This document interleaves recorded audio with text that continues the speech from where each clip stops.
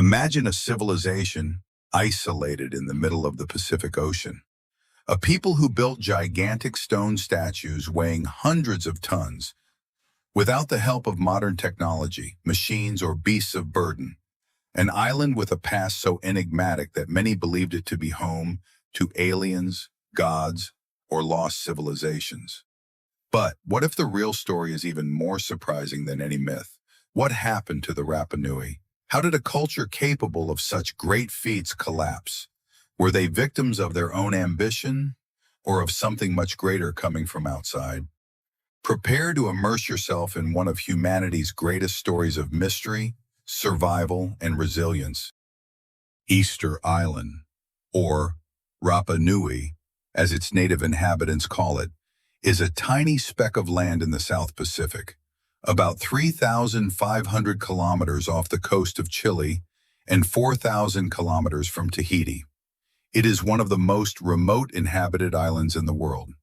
According to the oral tradition of the Rapa Nui, their ancestors came from an island called Hiva, possibly part of the Marquesas or Gambier Islands.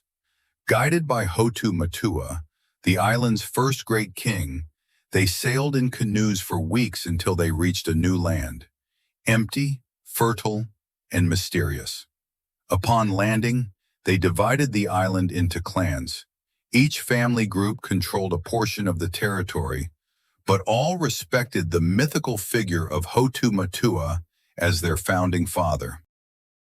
Rapa Nui society was highly organized and hierarchical.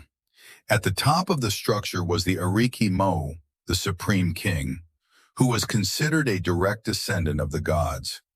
Below him were the clan chiefs and the priests, who were respected as guardians of spiritual and astronomical knowledge. The basis of society was agricultural.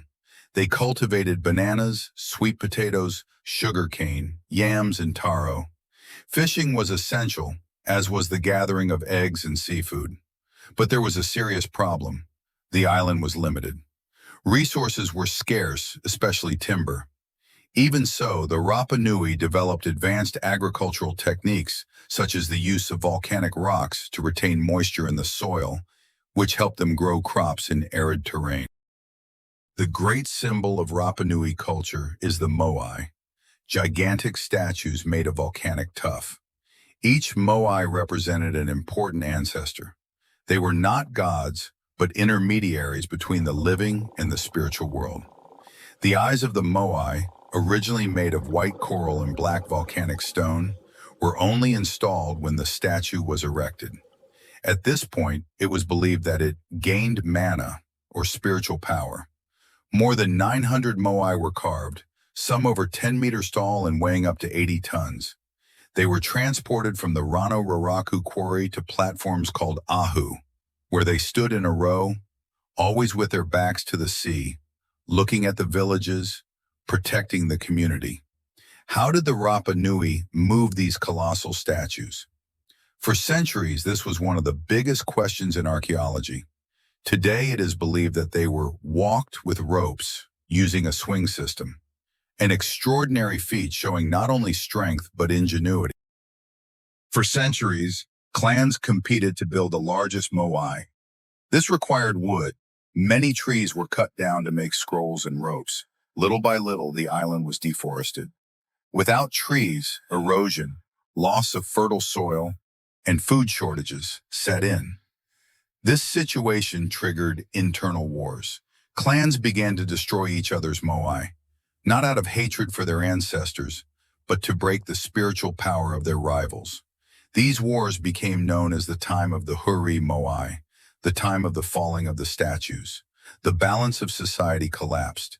It was in this context that a new belief emerged, the cult of the birdman, or Tangata Manu, a ritual that mixed spirituality with physical competition. Every year, the clans chose a representative who had to swim to a small island, retrieve the first egg of a sacred bird, and return with it intact. The winner guaranteed prestige and power for his clan for a year.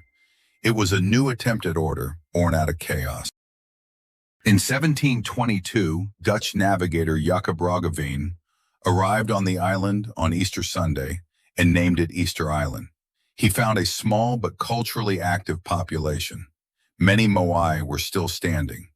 But in the centuries that followed, the arrival of Europeans brought disease, firearms, and an even greater tragedy: slavery. In 1862, Peruvian ships captured about 1,000 Rapa Nui and took them to work as forced labor. Among the enslaved were the few priests who still guarded the secrets of Rapa Nui culture and writing, the Rongo Rongo, which has not yet been fully deciphered. Most of the enslaved died. The few who returned brought smallpox. The island's population, which once numbered in the thousands, was reduced to little more than 100 people. Yet many aspects of Rapa Nui culture remain alive and filled with fascinating curiosities. Rongo Rongo, for example, is a writing system unique to Easter Island. No other Polynesian culture developed writing. To this day, the symbols of Rongo Rongo have not been fully deciphered. Some Moai wear a red hat called a pukau, made of a different stone. It was not a hat at all, but a status symbol, possibly a stylized topknot. Contrary to popular belief, the Rapa Nui had visual contact with the sky. The platforms on which the Moai were placed are aligned with astronomical events, solstices, and equinoxes. And there is evidence that the Rapa Nui even practiced ceremonial cannibalism, not as barbaric, but as a symbolic ritual in times of extreme scarcity. Even in the face of so many tragedies, the Rapa Nui have endured. Their traditions have survived.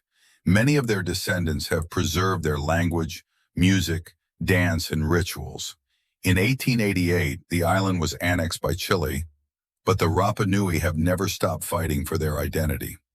Today, there is a cultural renaissance. The Moai are being restored. The Rapa Nui language is once again taught in schools. Ancestral rituals are celebrated with pride. Easter Island is now a World Heritage Site, and the Rapa Nui continue to write their own story, a story of strength, loss, resilience, and rebirth. Imagine looking into the eyes of an ancient statue and understanding that it represents more than stone. It represents a civilization that defied the ocean, nature, and time. The Moai are not just ruins of the past. They are witnesses to an epic struggle for survival. They are the eyes of a people who refuse to disappear. The story of the Rapa Nui is a powerful reminder. It teaches us that every civilization, no matter how great, is vulnerable. When there is an imbalance between culture, natural resources, and mutual respect, collapse may be inevitable. But it also shows us that it is possible to resist, that even after losing everything, we can still rebuild. Identity does not live in statues. It lives in the people who do not give up remembering who they are. If you found this story as fascinating as we did, subscribe to the channel. Every week we bring you incredible stories like this one, full of mystery, learning, and reflection. Turn on the bell so you don't miss the next videos. Leave a comment. What part of the Rapa Nui story impacted you the most? And share it with someone who loves history and ancient civilization.